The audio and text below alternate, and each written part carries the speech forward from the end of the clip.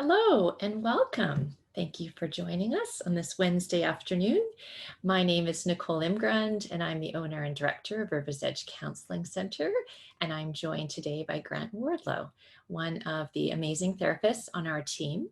If you'd like to know more about Grant, he has a bio page on our website and you can learn about his practice.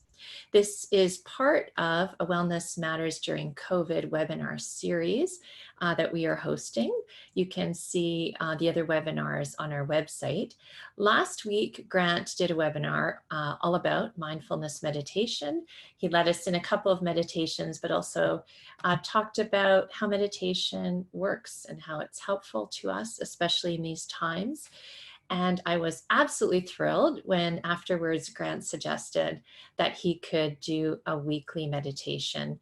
I just the image I had is I thought it'd be like having a personal trainer for exercise that kind of removes some of the barriers for those of us who know how helpful it would be, but maybe struggle to develop our own practice, to have someone we know and trust lead us in something and to have a little bit of regularity.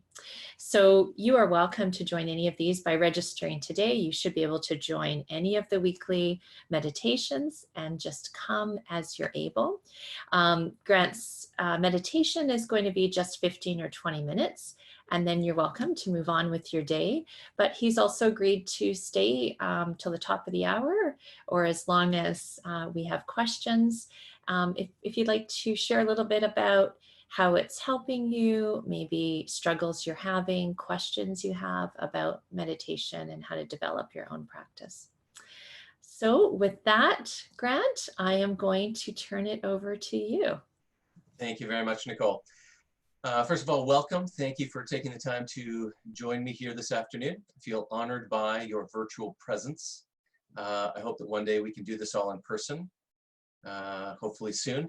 And full disclosure, I was thinking originally that it was going to be maybe 15, 20 minutes. I may have got a little bit carried away, so it might be a little bit longer. So last week I spoke about my experience of being activated in relation to all the changes that were happening to me and all around me. Upon reflection of that experience, it dawned on me that one day I was en route to India, halfway around the world, and within 2 days, I was being told to maintain physical distance and stay at home unless absolutely necessary. Our world, as we know it, went from this to this, like that. Of course, that's going to have a huge impact on our state of being. Now, last week I touched on feelings of increased stress and anxiety that many of us are experiencing in reaction to all the changes that are taking place, in addition to all the uncertainty about the future, about our health, about our jobs, about the economy. And I know I'm not alone in the worry that I carry for my family, my friends, my colleagues, my clients. In varying degrees, we all feel that worry and concern for the people in our lives. Today, I want to touch on some of the feelings that are likely present for many of you. I certainly know these feelings are present for me. The feelings that I'm referring to are the feelings of grief that are likely percolating beneath the surface in ways we experience and feel, but do not necessarily identify and name.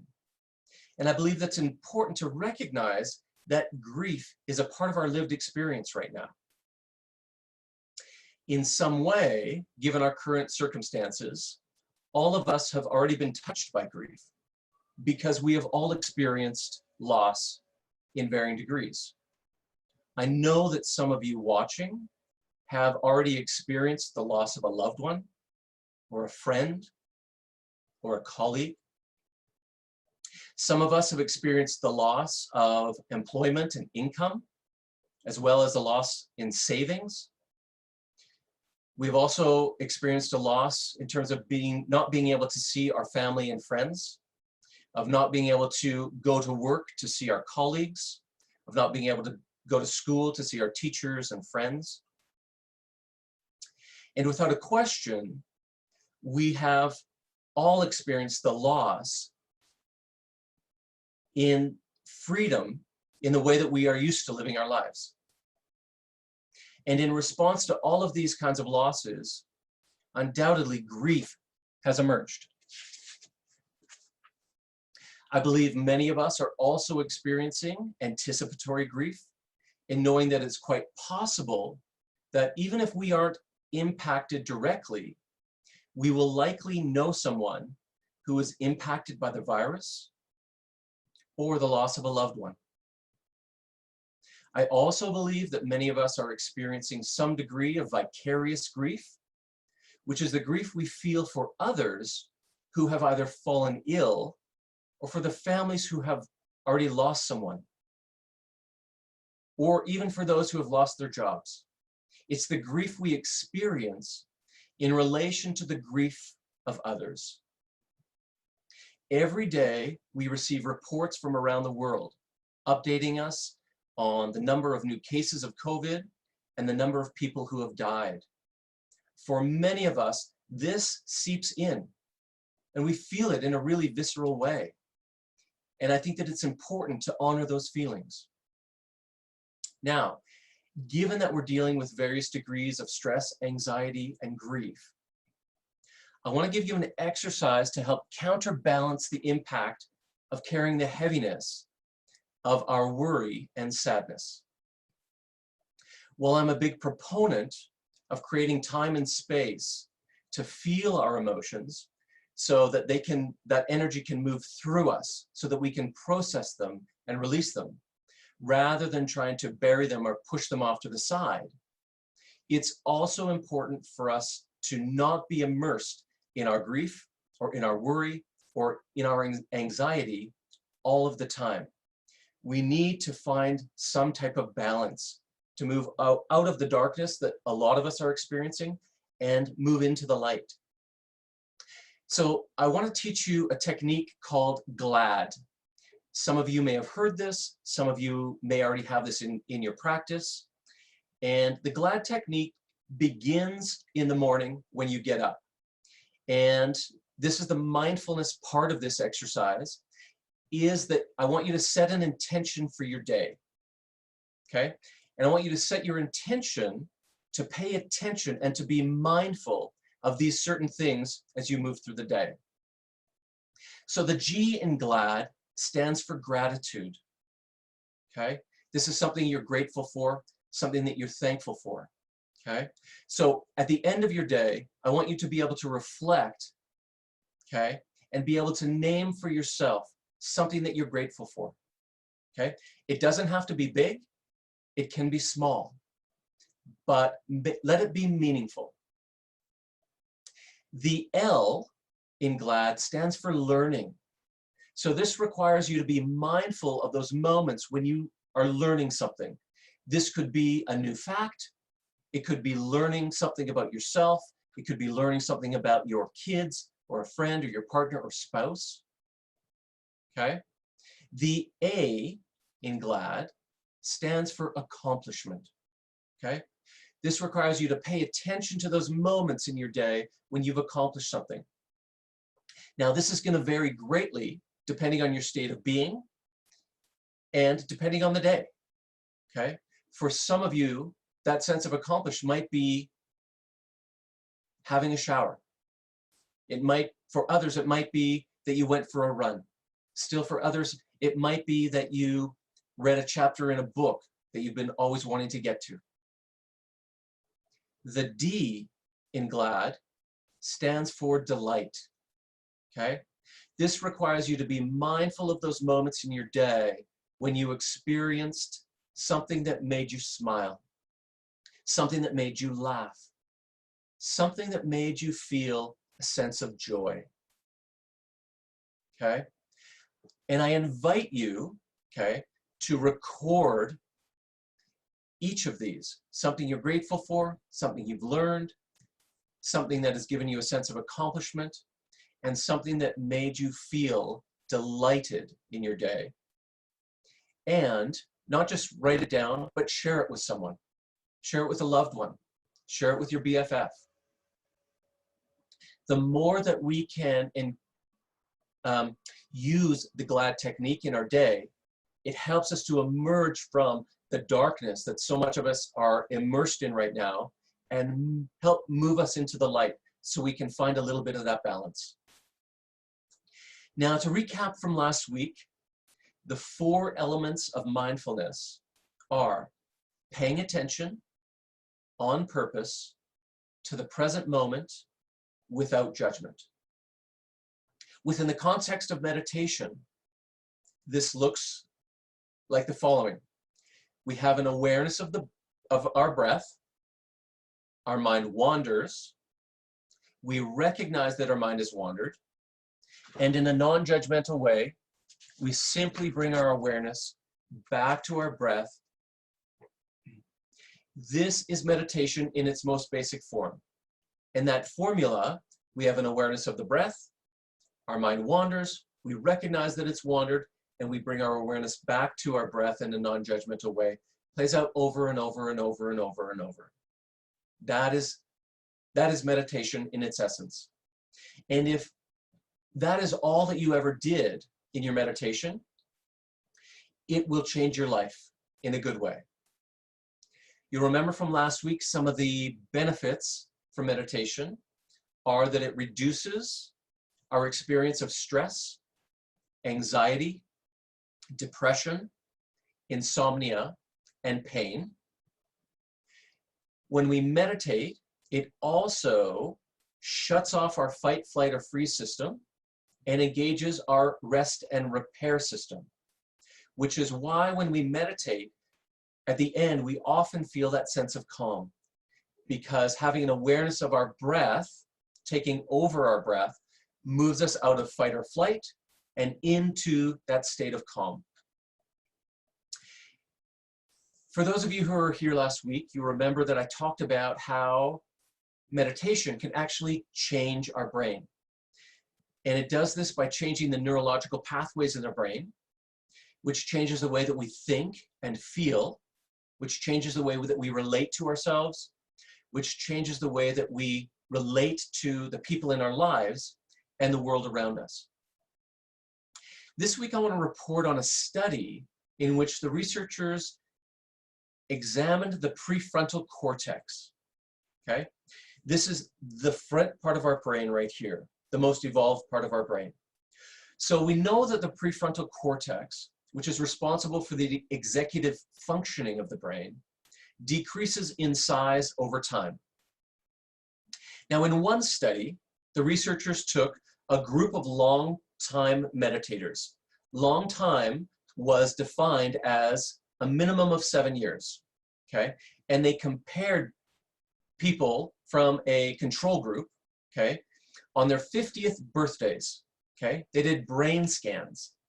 And what they found was that the size of the prefrontal cortex of those who were long-term meditators, what they found was that the prefrontal cortex was roughly the same size as the prefrontal cortex of an average 25-year-old, someone that was half of their age. Now, I can tell by the looks on your faces that that information alone is impressive. And I'm just kidding, I can't see your faces, but I can only imagine how impressed you are by that. Now, if that isn't enough to keep you meditating, this next bit of research certainly will. The research on mindfulness meditation shows that as we meditate, it increases our brain functioning in the part of our brain that relates to feelings of compassion and empathy.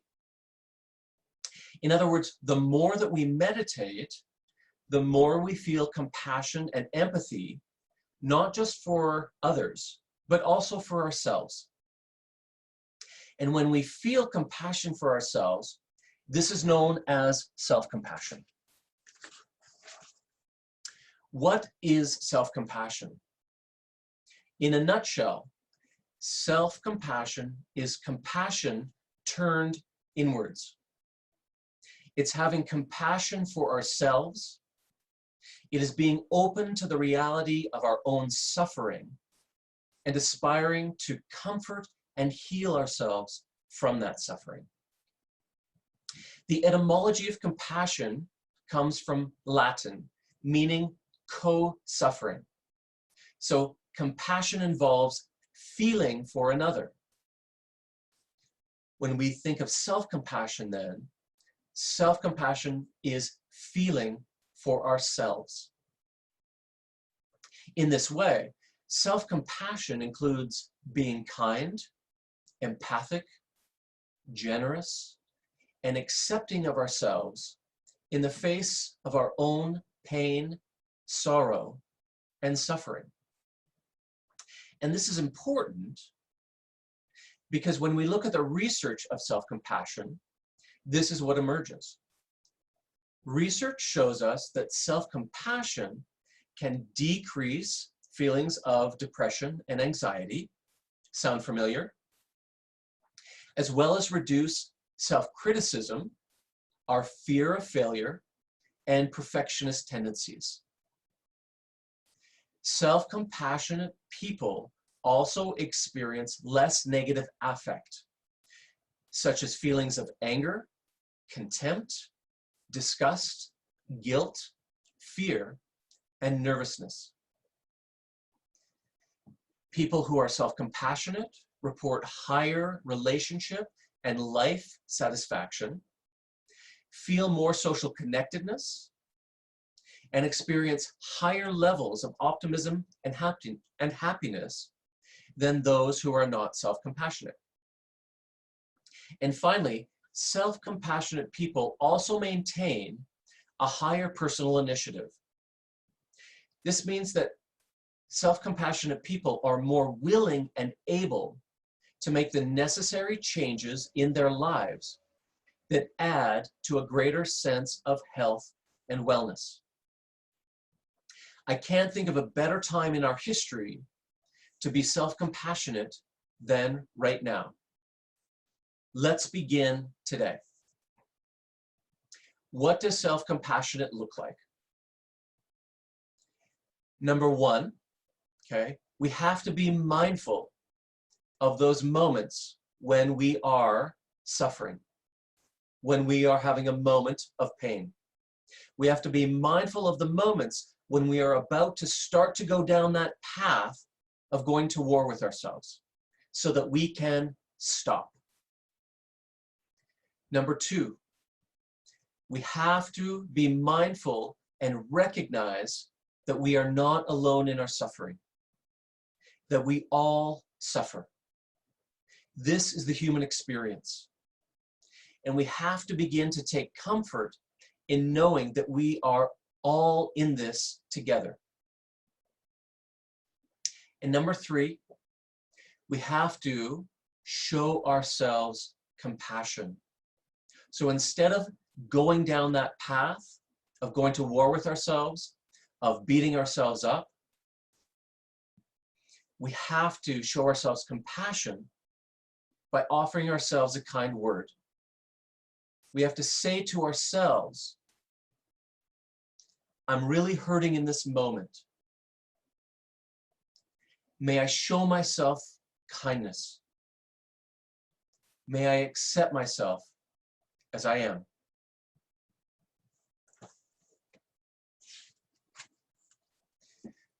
What's really cool about self-compassion is that our body doesn't distinguish whether the compassion that we're receiving comes from without or whether it comes from within. In both cases, the same parts of our brain get activated, okay? Our bodies feel nurtured in the same way. Now, I would like to move into our meditation. The focus of today's meditation is going to be self-compassion. And in this meditation, I am going to ask you to call to mind something that you believe is an inadequacy of yourself, something that you did that made you not feel good about yourself, or something that was done to you that didn't make you feel good about yourself. Now, in calling these things to mind, please do not call to mind the most traumatic event in your life. I want you to call to mind something that is activating but something that is not overwhelming. Okay? So maybe you can think back in the last week or two to some incident that was activating for you, but not overwhelming, but still was a moment, okay, that caused you suffering in some way. So making yourself comfortable, closing your eyes or shifting your gaze downwards if that feels right, sitting upright yet relaxed, settling into your posture with your feet on the floor, imagining your pelvis is just beginning to float.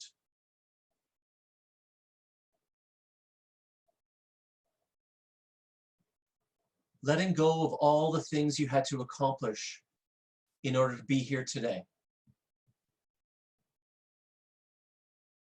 Letting go of whatever worries might be there for you in this moment. Letting go of any fear of the unknown in terms of what lies ahead for all of us.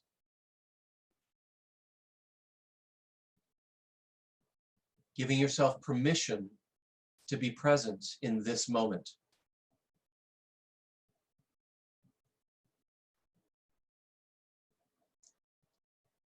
Feeling into your body right here and right now, fully inhabiting your lived experience in each moment as it passes. Remembering that any time you recognize your mind has wandered, simply bring your awareness back to the present moment without judgment.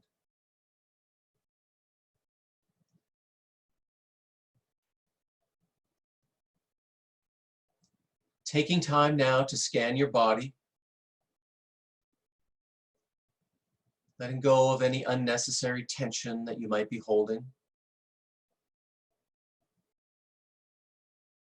Letting the muscles around your eyes soften. Muscles around your mouth, your tongue. Releasing your jaw.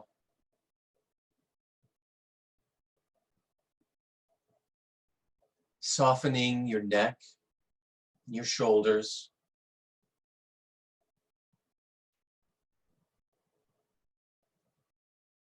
Letting any tension in your arms, hands, and fingers melt away.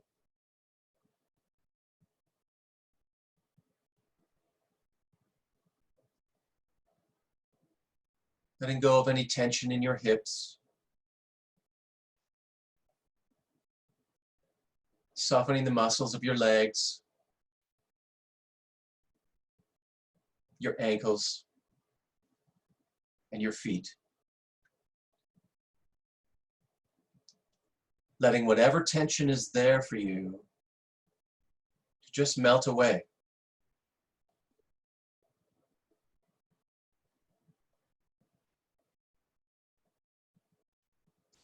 Moving your awareness to your breath.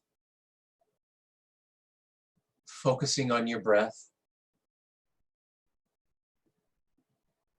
Having an awareness of the sensation of inhaling and exhaling.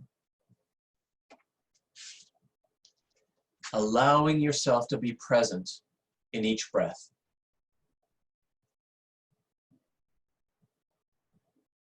Noticing the peacefulness of being quiet, of resting as you breathe gently.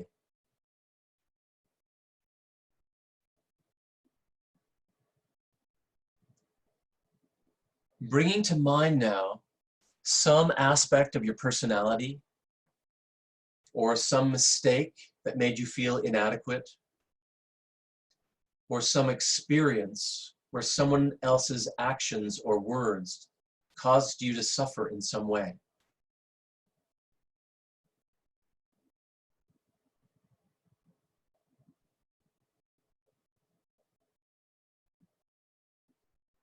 Feeling into your body, noticing what sensations are present for you in relation to this trait or action or experience. Perhaps it's tightness in your throat or a heaviness in your heart or tension in your shoulders or unease in your belly.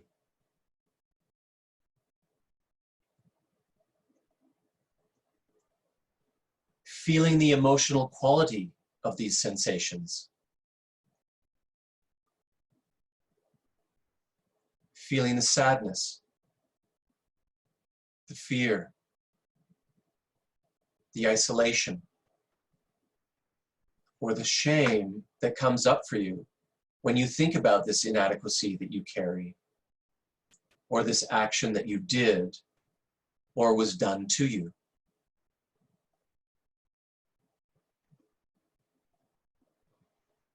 Noticing what emotions arise when you think about this and where these emotions live in your body.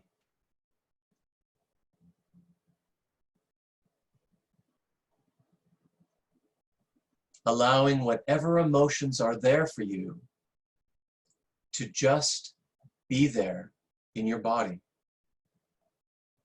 You don't have to push them away or bury them. Instead, taking this opportunity to find comfort in your discomfort.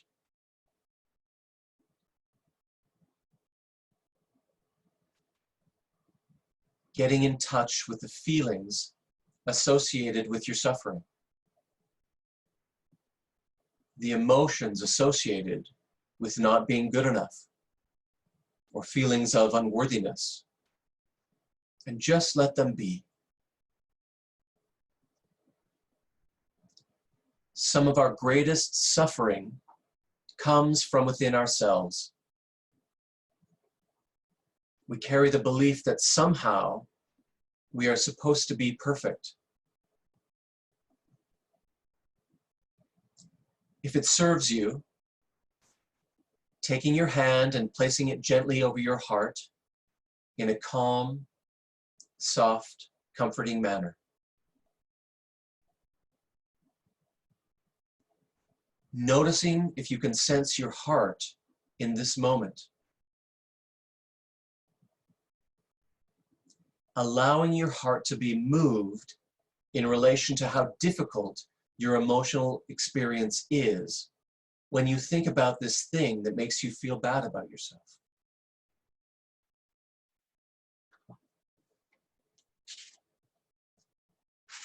Continuing to be with your feelings, reminding yourself you aren't alone in your suffering. We all suffer. Every person you know suffers.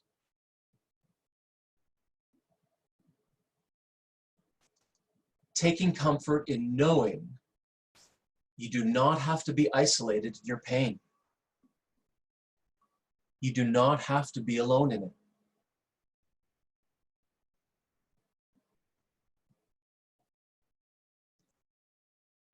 Beginning now to meet your inadequacy or shame or guilt or sadness or regret or loneliness, whatever is there for you, with kindness, care, and tenderness.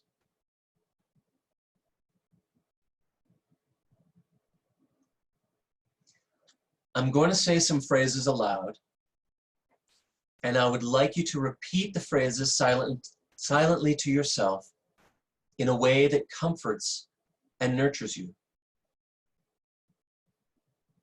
May I be safe. May I be peaceful. May I be kind to myself. May I accept myself as I am.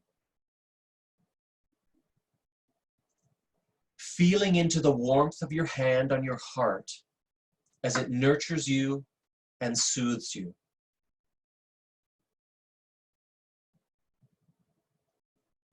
paying attention to what it's like to offer yourself kindness, compassion, and acceptance.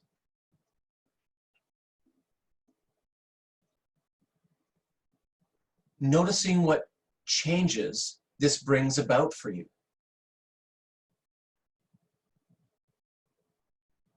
Again, repeating the phrases silently to yourself. May I be safe. May I be peaceful. May I be kind to myself. May I accept myself as I am. Giving yourself the same kindness and acceptance and compassion you would give a loving friend or family member who is suffering.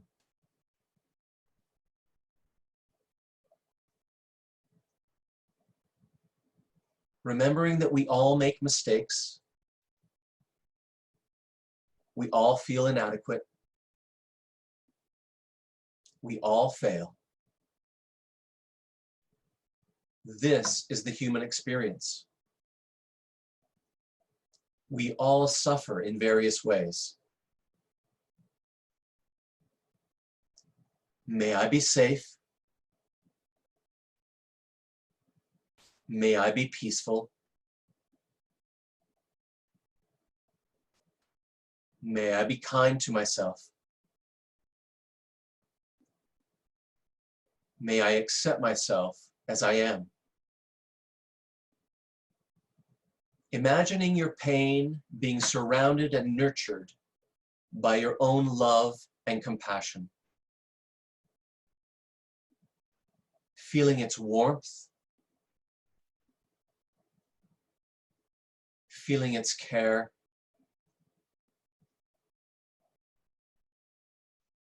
feeling acceptance for who you are.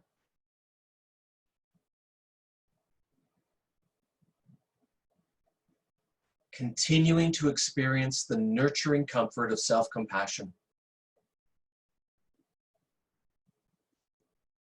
Paying attention to how your feelings may have shifted and your self-perception and self-worth may have changed. Even if it's just a small change.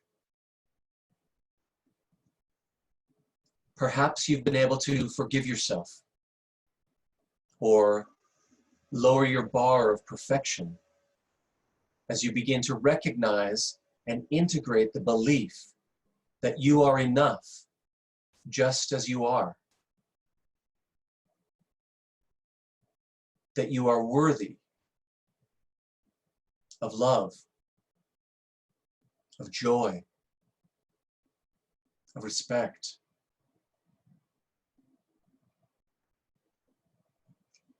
Taking the time now to feel into this knowing.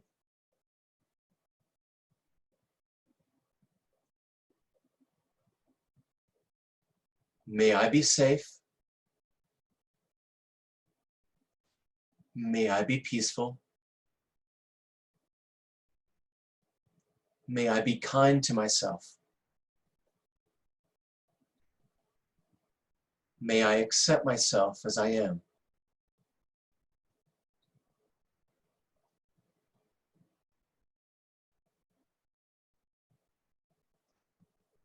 Coming now to the end of our meditation, in your own time and when it feels right for you,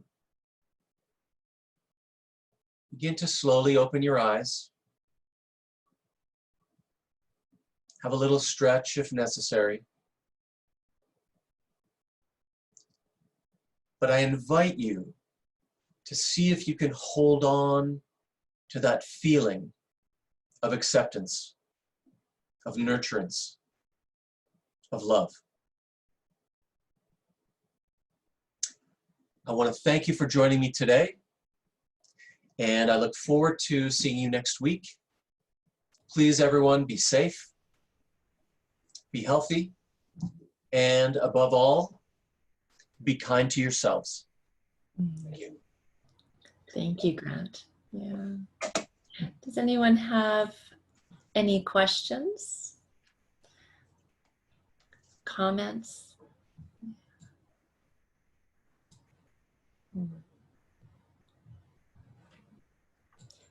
It's a quiet group. I'm assuming they're feeling relaxed. We do have a I hope so. question here. Oh, just a comment. Absolutely amazing. Glad it's something I'll do starting now. Yeah, Wow. that was a new one to me. I really like that exercise. Yeah, it's quite powerful, you know, because so often we get trapped in that automatic response of going to war with ourselves, being critical of ourselves. And so to actually stop and relate to ourselves in a new way can be really quite profound. Mm-hmm, mm-hmm. Someone is saying it was a really wonderful experience to turn compassion inward. Yeah. Yeah, I think for so many of us, it's easier to feel compassionate towards other people, but very powerful to turn that inward. I do like someone is saying how you explained meditation and how simple it really is. Yeah, yeah.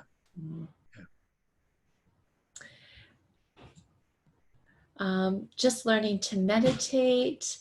So I was interested, I found it interesting, and it is well worth doing it again. Someone is asking if it will be on the website, and we'll post these on Grant's bio page for sure. Yeah.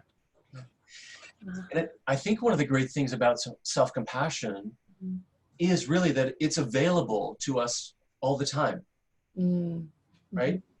It's there for us. But of course, we have to be mindful. Yeah, we have to be mindful of those times when we're about to go down that path of being self-critical, so we can veer off and instead show ourselves compassion. Kristin Neff has a wonderful YouTube video that distinguishes between self-compassion and self-esteem, and talks about just how much more reliable self-compassion is. Self-esteem can be really hard to develop, and for a number of reasons, it's often not there for us when we most need it, because it's comparative. But yeah, self-compassion is something we can tap into anytime. Yeah. Yes. A question here, when you mentioned about opening up to compassion and empathy with meditation, it made it more difficult to meditate because sometimes you want to shut that part off. Yeah. Yes, absolutely. And that can be the challenge, right? I liken it to, you know, for many of us, it's like we've been going downstream our whole lives and just relating to ourselves, reacting to the world around us. So to suddenly be mindful and to turn that compassion inwards is like turning our boat around and starting to paddle back upstream. And it can be difficult, right? It can be challenging for sure. Yeah. Someone is saying it felt very important to have this focus on self when so much of our concerns are facing outward. It brought me back to look at myself and give myself the gift of acceptance that I didn't realize I needed. Beautiful. Yeah. Wonderful. Someone is asking me to repeat the name and the website. So it's Kristin Neff, N-E-F-F. She's done lots of wonderful work on self-compassion. She has a website. I can't quite remember the name of it, but you'll find it with a Google search for sure. But it was her TED Talk that I was referring to, and that's easily searchable as well. Yeah. Someone is, oh, sorry. I was just going to say that also on Kristin Neff's website, you can take a self-compassion inventory to see and measure how self-compassionate you are. And I also recommend, Kristin has a workbook as well as a book on self-compassion, as does Tara Brach. Has written a lot and has done a lot of research on self-compassion. So I invite you to also check out her book and her website as well. You did a webinar actually a couple of years ago on self-compassion too. It's also on your bio page, I'm just remembering now. And the self-compassion self-test is on our website, I believe on the self-esteem page too. Yeah, someone is just reflecting back as well. So it's so easy to be critical, sadly, but so uplifting to change that around and be compassionate. Yeah, nice. Thank you for offering this grant, much appreciated. Make sure I've caught all the questions. Got a new thank you to us. I hear kind voices and compassionate faces through you. Thank you. To hear in our day. Yeah. Looks like we've come to the end of our questions and chat for today. It would be just absolutely delightful to have everyone join us again next week or whenever you're able. Also important to be self-compassionate about our ability to do these things. Yeah. And sometimes we will be there and sometimes we won't. Yeah, number of people saying they will be here next week. So we will look forward to that. Great. I look forward to seeing you then.